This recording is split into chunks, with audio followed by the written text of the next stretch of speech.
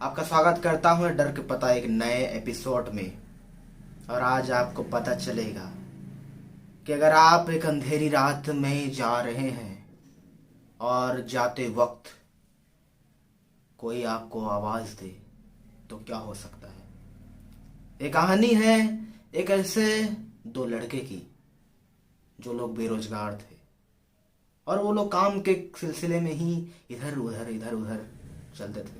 एक का नाम था मुकेश, एक का नाम था राजेंद्र। ये दोनों ही एक आर्थिक रूप से कमजोर लड़के थे जो रामखेड़ा गांव से परकोड़ की ओर आ रहे थे। इन दोनों गांव की दूरी लगभग 50 किलोमीटर दूर है।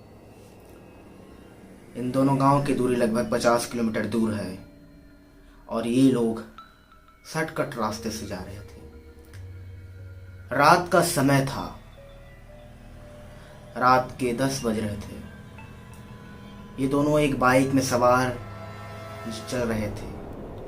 चलते चलते अचानक से इनकी गाड़ी रुक गई। इन्हें पता नहीं चला कि ये क्या हुआ, कैसे गाड़ी रुक गई, लेकिन वो समझ भी नहीं पाए कि क्या हुआ। अचानक से गाड़ी रुक गई और गाड़ी में खिट खिट खिट खिट खिट की आवाज आने लगी। दोनों गाड़ी से उतरे। गाड़ी से उतरते ही उन्होंने टायर को देखा, उसके बाद उन्होंने इंजन को देखा। इंजन ठीक था।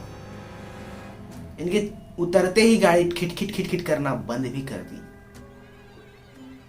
इन्होंने सोचा कि कुछ कचरा घुस गया होगा, अब हम चलते हैं, जल्द से जाना है। इन दोनों को डर भी लग रहा था कि इस सुनसान रास्ते में कोई चोर चक्का लुटेरा ना इन्हें मिल जाए, लेकिन होना तो कुछ और था।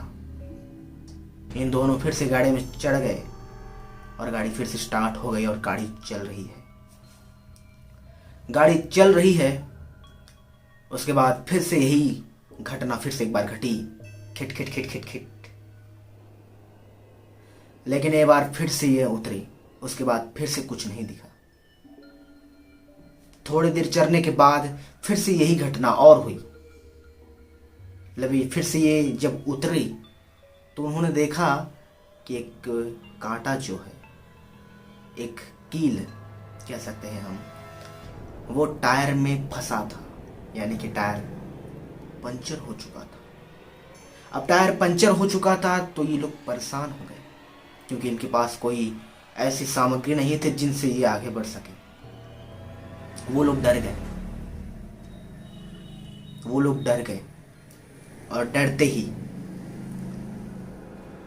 एक ने तो रोना भी शुरू कर दिया। लेकिन उन्हें एक राहत की सांस कब मिली, जब सामने में एक बूढ़े अंकल आ रहे थे। लगभग रात 8 बजे की बात है।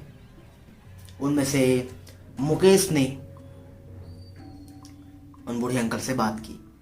मुकेश ने जब बूढ़े अंकल से बात की तो बूढ़े अंकल ने कहा कि बेटा, वो देख रहे हो, झोपड़ी देख रहे हो, उस झोपड़ी में एक पंचर वाला रहता है जो तुम्हारी पंचर ठीक कर सकता है बेटा। उस बूढ़े ने ऐसा कहा तो दोनों भाई उस झोपड़ी की ओर चलते बने। चल रहे थे दोनों, चलते चलते उन्होंने जब वहां पहुंच गए, 2 मिनट लगा, क्योंकि वो कम से कम 50 या 100 कदम दूर था। वो दोनों गए और वहां पर उस झोपड़ी में दस्तक जब दी तो एक बूढ़ा निकला। और वो बूढ़ा उसी की तरह, जो व्यक्ति उन्हें रास्ता बताया, उसी की तरह वो बूढ़ा दिखा, यानी उसका इमेज, उसके शरीर चेहरा उसे बूढ़े इंसान से पूरा मैच कर रहा था। राजेंद्र और मुकेश दोनों डर गए कि ये कहीं वही तो नहीं। जब उस बूढ़े से पूछा गया कि तुम क्या वहां घूम रहे थे और आज अभी यहाँ पर बैठकर हमसे बात कर रहे हो, तो उसने कहा नहीं, मैं तो यहीं घर में हूं, मैं तो वहीं घर में हूं बेटा। अब वो वहीं घर में है, वो अपने घर में है। ये बात सुनकर दोनों अचंभव हो गए। उन्होंने पूछा कि क्या आपका कोई और भाई है ऐसा? तो उसने बताया, अरे बेटा तुम्हें कैसे पता चला बेटा? हाँ मेरा एक भाई है, लेकिन बेटा वो तो 10 साल हो गए गुजरे गए। ये बात जब सुनी तो वो डर गया कि हम किससे बात करके आ रहे हैं। उसने कुछ नहीं कहा। बूढ़े को पूछा गया कि बूढ़ा दादाजी, क्या आप इस पंचर गाड़ी को बना सकते हैं? ये पंचर हो गया है मेरी गाड़ी, तो आप कैसे बनाते हैं? तो बूढ़ा ने कहा, हाँ बेटा मैं इसको बनाता हूँ, बैठो बेटा। और उसने चक्के के साथ कुछ छेड़छाड़ की, ना ट्यूब निकाला ना कुछ किया, और चक्का पे हवा भरकर देखा तो चक्का ठीक था। उसने कहा, बेटा ये लो तुम्हारी चक्का बन गया। तो उसे पूछा गया, यानी कि मुकेश ने पूछा कि कैसे हुआ, तुमने ना इसे ट्यूब निकाला ना कुछ किया, ये कैसे बन गया? तो बूढ़े ने कहा, बेटा ये बहुत पुरानी मेरी कला है। ऐसे कला से मैंने कई टायर बनाए, कई लोगों को सही रास्ते और कई लोगों को उनकी मंजिल तक भी, क्योंकि मैं ऐसा ही काम करता हूँ बेटा। यही बोल दिया, लेकिन मुकेश को शक हुआ। मुकेश और राजेंद्र अपने गाड़ी पर बैठ गए।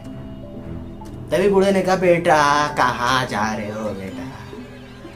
रुक जाओ इस रात मेरे पास, मेरी झोपड़ी में। उसके कहने का अंदाज कुछ अलग ही था, ना एक पोलाइट, एक कुछ एक डरावना भयानक। मुकेश और राजेंद्र दोनों डर गए और उन्होंने कहा, क्या आप क्या कह रहे हैं? हम तो जाने के लिए आए हैं, हमें जाने दीजिए। अंकल जी आप अपने झोपड़ी में जाइए वापिस।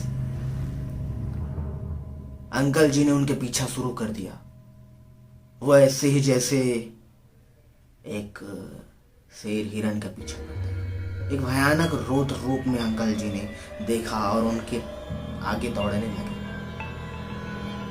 जब ये देखा तो राजेंद्र ने गाड़ी को जोरदार घुमाया, यानी कि उनके एक्सीडेंट, और वो भागने लगे। दोनों डर रहे थे क्योंकि अंकल उनके पीछे थे और अंकल कह रहे थे, बेटा मेरी पैसे, यानी कि मेरा मेहनताना बेटा, मेरा मेहनताना।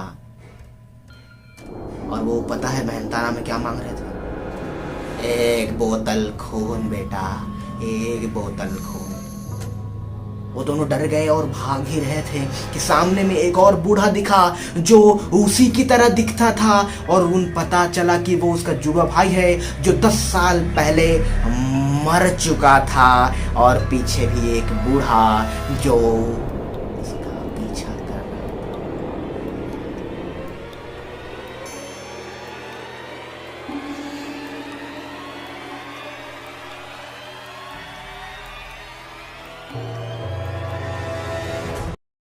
क्या होगा आगे एपिसोड में जानने के लिए कृपया वेट करें। लाइक एंड सब्सक्राइब जरूर करें मेरे चैनल को। धन्यवाद।